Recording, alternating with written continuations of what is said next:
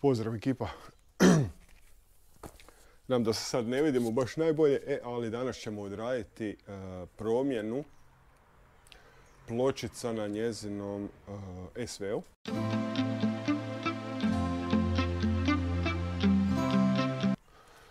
Znači mijenjat ćemo prednje pločice. Zašto? Zato što sam zaključio da su potrošene, a kad skinem budem vidio. A dobio sam dobru ponudu za pločice od jedne firme. Uzeo sam CL Brakes. Dobra stvar je što ide jedan pin. One druge su jednog drugog oblika, budem vam pokazao kako to izgleda. Tako da mislim da ne bi trebalo biti ništa komplicirano za postavljanje. Pa krenimo. Otpustit ćemo znači glavne vijke. Vanka. Ovo nije potrebno dirati. Koliko vidim, na nekim starijim modelima ovo je bilo priheftano, znači sa, nekak na ovom dijelu pa je smetalo, moralo se senzor od ABS-a prebaciti, to je ošarafiti, ali vidim da sad nema potrebe jer nije vezan uz to. Tako da mislim ne bi trebalo biti nekakve mudrolije. Znači šarafe se stežu, moram točno provjeriti na koliko kila. Pa ćemo onda dalje, ok. Moram vidjeti tekućinu. Ovdje ćemo skinuti da ne povučem ABS, da se ne vuče na tom dijelu. I mislim da ne bi trebalo biti nekog problema. Pločice su, sad ćemo vidjeti, ok, potrošene do pola. Naspram ovog tu dijela, ne znam koliko se vidi, neću ih još otvarati. Tako da ćemo očistiti klizače, očistit ćemo cilindre, otkočene prašine. Radi gumica koje se nalaze tu nije dobro čistiti sa onim klasičnim cleanerom, da ne nagrize gumice, znači budemo ih očetkali i mislim da će to biti to. Ovdje je još jedan centralni šaraf koji ćemo otpustiti. Znači centralni šaraf koji prolazi, znači pločica dolazi ovako tu i ovdje su, ovo su klizači, pa ću vam sve pokazati docnije kad budem imao oba dvije ruke slobodne. Sad ćemo otpustiti centralni. Prilikom otpuštanja centralnog prstom stisnite pošto ima limić jedan koji ga drži gore i onda on ide vanka.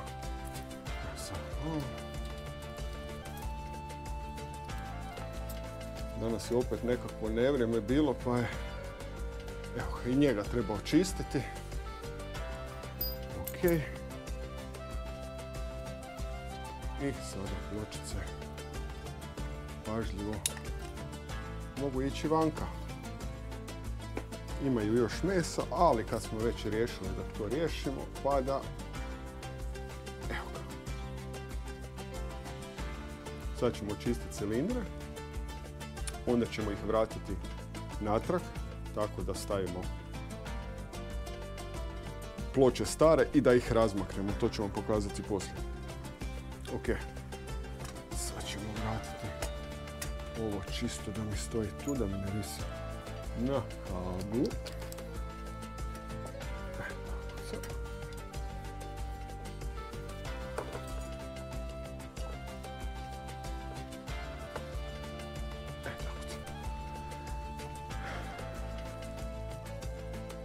Ove pločice imaju limičar koji vidite tu da prilježu na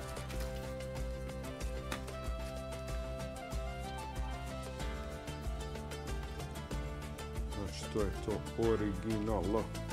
Ok, idemo rastaviti pa ćemo dalje.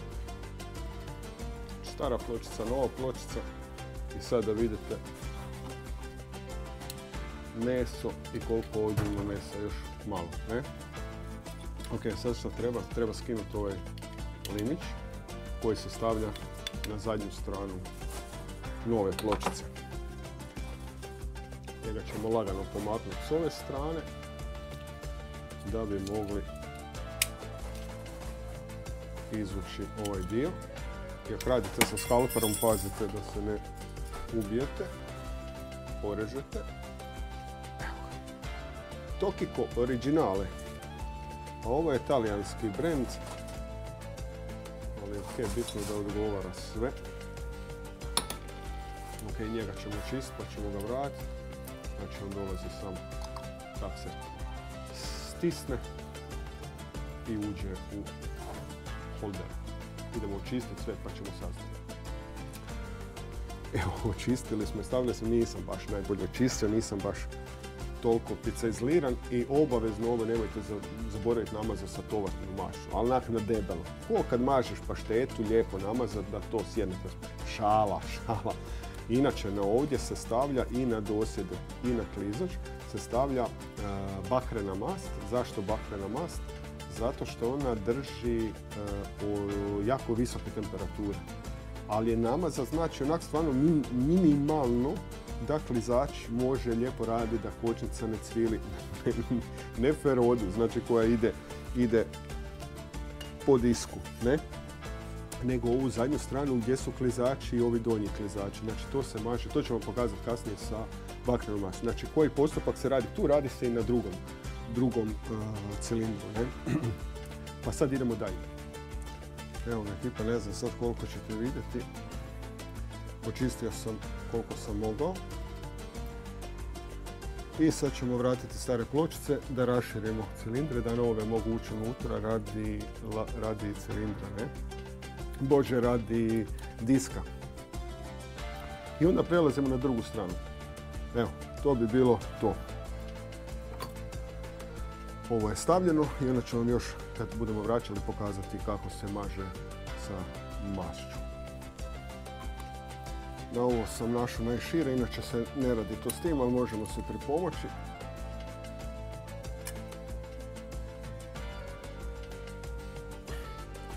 Evo ga. Sad je to rašireno ok. Izvadit ćemo stare. Ponovo ćemo sve ispuhati. Prebrisati. I onda ćemo namazati klizače i mogu ići novi unutra.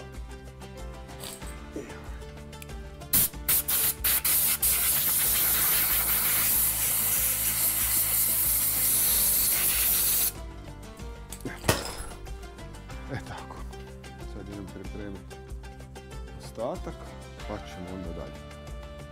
Znači uzeo sam ovu Ate mast, neki njemački proizvod, znači slično je koji bakrena mast, znači ima u sebi bakra, podmazuje i pruža zaštitu od korozije za one vodeće, znači klizače površine, znači na samim kočionim čeljustima i kočionim pločicama. Znači služi za sprečavanje kojekakvog cviljenja i proizvod se ne nanosi na prednju stranu nego na zadnju i tu po ovome dijelu, ne?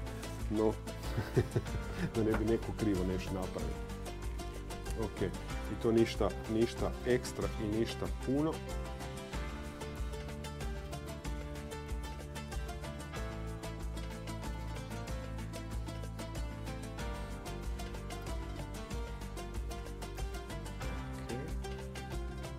To su visokotemperaturne masti, znači to nije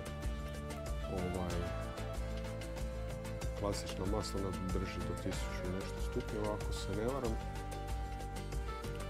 Isto tako, znači ovi klezači tu.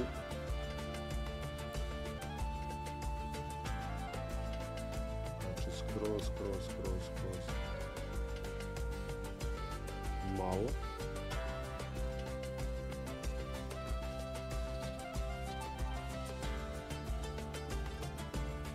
A i kad napravim probnu vožnju, budem vam rekao kako to funkcionira. Ok, idemo drugi, idemo postavljati i ta strana je gotova. Skoro zaboravih glavni šaraf, znači šaraf koji u biti vodi pločice. Malo sam ga ošmirglo, očistio ispro i njega isto znači podmazat napraviti lagani lubrikant po njemu. I onda stavljamo natrag. Evo ga, vrlo lagano ide unutra. Sad ćemo ovaj dio stegnuti, ali ne do kraja. Tako, dok stavimo, prišarafimo, onda ćemo stegnuti.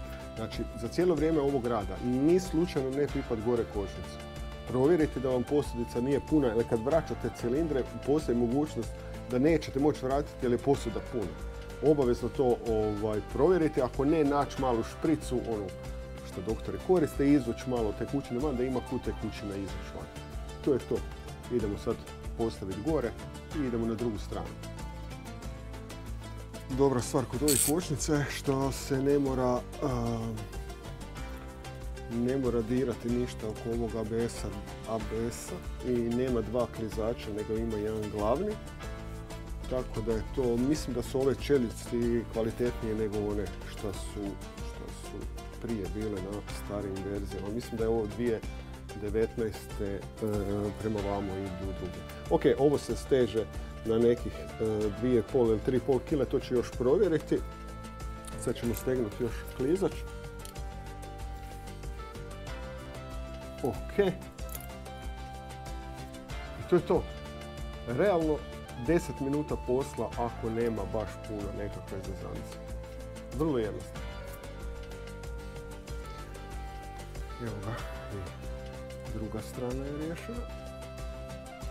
Počet ćemo sve sređeno i sada može ići gore. I kad to završimo, zna se, to je to, idemo na probnu vožnju. Mislim, idem ja, da se ne bi još šta desilo. Uglavnom, prvih par 100 metara probati polako kočiti, ne forsati. Treba provjeriti pa lagano dozirati kočnicu, ići brže pa lagano dozirati kočnicu, znači tamo gdje se to može odraditi normalno. A nakon toga, pošto je danas već kasno, neću stići, onda nam ostaje još i zadnja kočnica. Znači vidite da su one drugačije od prednjih. Znači imaju sa strane centralni klizač, nemaju na sredini, to je još stara verzija kočenog cilindra naspram ovih prednjih što imamo tu. Ovo je puno bolji, kvalitetniji grip. Sad ćemo vidjeti kako će se to ponašati sa, ajmo reći, novim kočnicama. Uglavnom, zadnje ću vam pokazati posebno, pošto nisam siguran da li se mora zadnji lonac skidati ili ne, moram to još provjeriti. Prednje sam vam pokazao, pa ćemo sad ići na probu jedan dan.